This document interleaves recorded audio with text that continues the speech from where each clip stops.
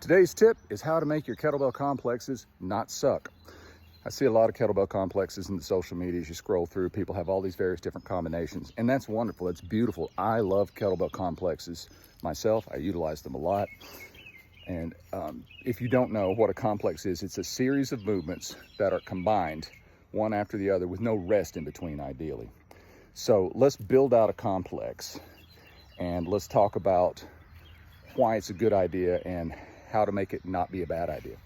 The fundamental principle that I want you to use when you're building your own complexes, or when you're looking at someone else to figure out if the complex that they have actually makes any sense, is to think about it from this perspective. I want you to start with the highest skill and potentially highest metabolic demand or physiological demand movement first. So let's build a complex together first, or build a complex together, and you will see what I'm talking about. Let's say we do double snatches, taking the weight overhead, and then we do double press, and then we do squat, and then we do a row of some sort. The reason that I put it together in that order is double snatch is technically demanding and also metabolically demanding, more so than anything else that's in that that sequence that I described.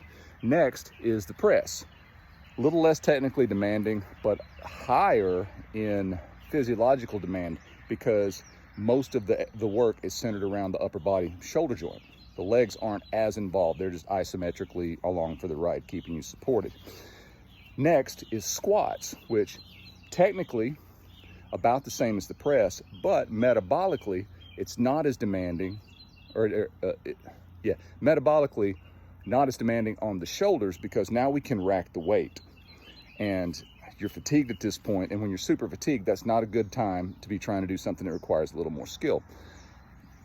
And so now we can work squats up and down while isometrically holding the rack position. And then we finish it off with a row. We dump the weights to the ground. Body is not supporting them anymore as they have been since they've been off the ground.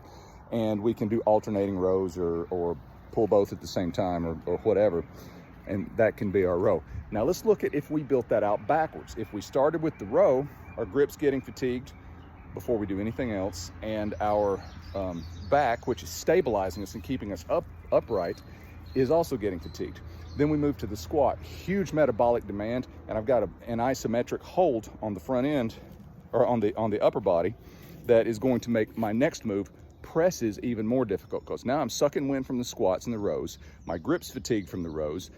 My grip is fatiguing from holding it in the rack, and now I'm expecting good clean reps pressing up and down. It doesn't make sense. Then we finish with the highest skill, most metabolically demanding movement of the entire collection, the double snatch. Difficult move to master, very difficult move to do a lot of reps. So if you see a complex that is put together like the second one, the person who put it together probably doesn't know what they're doing. If you see one like the first one I put together that goes from highest skill level, highest demand, toward lower skill level, lower demand, then you know that complex is going to be one that will work effectively, because you're able to maintain that same level of effort even as you get more and more fatigued. Let me know if you have any questions about that. I hope it makes sense. Go have fun.